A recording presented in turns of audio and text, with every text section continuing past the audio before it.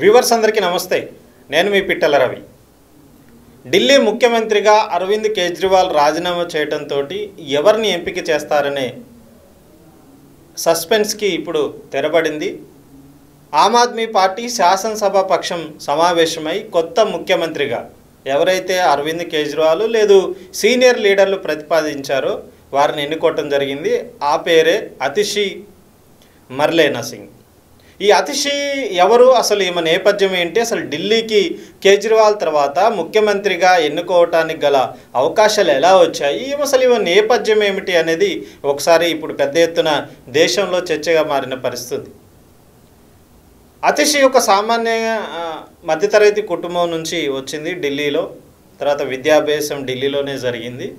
ప్రముఖ university Oxford university నుంచి ఆమె చదువుకొని పట్టా పొందిన పరిస్థితి కూడా ఉంది. అయితే వ్యవస్థాపకంగా ఆమ్ ఆద్మీ పార్టీ పుట్టిన కాడ నుంచి అరవింద్ కేజ్రీవాల్ వెంటనే ఉన్నది.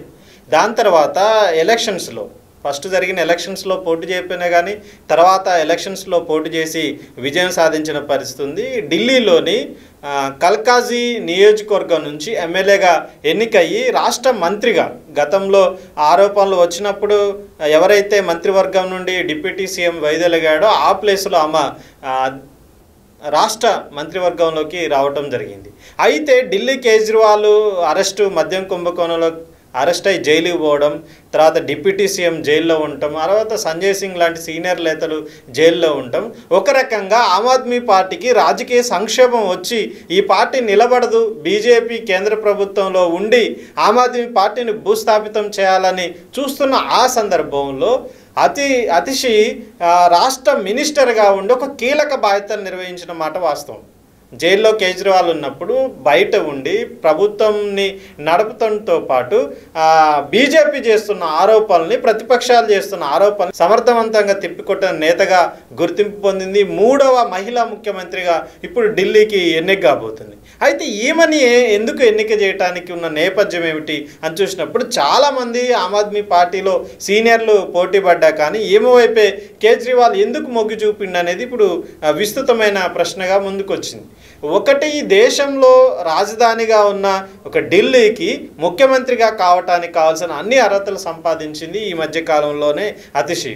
ప్రధానంగా వీళ్ళంతా జైల్లో ఉన్న సందర్భంగా, ముఖ్యమంత్రి జైల్లో ఉన్న సందర్భంలో 10 శాఖల్ని తను ఒక్కతే నిర్వహించిన పరిస్థితి. ప్రముఖంగా ఢిల్లీలో ఆర్థికం, అదేవిధంగా విద్య, పీడబ్ల్యూడి సంబంధించింది కానీ సాంస్కృతిక శాఖ, తర్వాత ఇతర అనేక శాఖల్ని ఒంటి చేత్తో నిర్వహించిన పరిస్థితి కూడా ఉంది.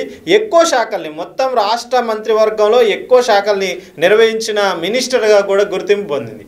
ఇవాళ విద్యకు సంబంధించి కేర్ ఆఫ్ అడ్రస్గా ఢిల్లీ ప్రభుత్వం నిలిచింది అంటే దానికి వెనుక ఈ అతిషి కృషి ఉందనేది వాస్తవం. గతంలో డిప్యూటీ సీఎంగా ఉన్న మనీష్ సిసోడియా సంబంధించి విద్యా సంస్కరణగా గుర్తింపు పొందిన సందర్భంలోనే అప్పుడు తనకి సలహాదారుడిగా ఉంది. తర్వాత విద్యా సబ్ కమిటీ ఏదైతే ఆపేసిందో దాని చైర్పర్సన్గా ఉండి విద్యా సంస్కరణలు తీసుకురావడంలో ఆమ్ ఆద్మీ పార్టీకి ఒక కీలకమైన విజయాన్ని అందించడంలో అతిషి ప్రధాన పాత్ర పోషించిన సందర్భంలోనే ఈ రకమైన పదవి దక్కిందనేది మనం చూడాల్సిన అవసరం ఉంది.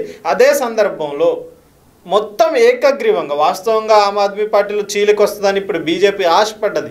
అరవింద్ కేజ్రీవాల్ పోయిన తర్వాత తన భార్యను తీసుకొచ్చి ముఖ్యమంత్రి చేస్తారని, లేదు ఇంకా కొంతమందిని తీసుకొచ్చి ముఖ్యమంత్రిని చేస్తే ఆమ్ ఆద్మీ పార్టీ చీలిపోద్ది, తద్వారా మనకి లాభం జరిగిద్దని బీజేపీ ఇప్పటిదాకా వేచి చూసిన పరిస్థితి కూడా ఉంది. కానీ బీజేపీ ఆశలు అక్కడ అడియాశలు అయిపోయినాయి.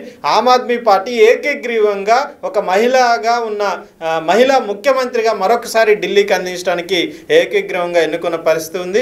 దీని వెనక ఆమె కృషి, ఆమె నైపుణ్యం, తర్వాత కేజ్రీవాల్ ఆమ్ ఆద్మీ పార్టీ ఆశయాల్ని ఖచ్చితంగా ముందుకు తీసుకోవడానికి, ప్రతిపక్షాలను ఎదుర్కోవడానికి ఒక సమర్థవంతమైన నేతగా గుర్తింపు పొందింది. కాబట్టి ఇప్పుడు ఆ పదవి దక్కిందని మనం చూడవచ్చు. ఈమె సారథ్యంలోనే ఆమ్ ఆద్మీ పార్టీ రేపు ఢిల్లీలో ఎలక్షన్స్ని ఎదుర్కోబోతుంది. ఫిబ్రవరిలో జరిగే ఎలక్షన్స్లో ఏమే కీలకంగా మారే అవకాశం ఉంది. ఏదేమైనా కొత్త ముఖ్యమంత్రిగా ఎన్నికైన అతిషికి మనం శుభాకాంక్షలు తెలియజేద్దాం.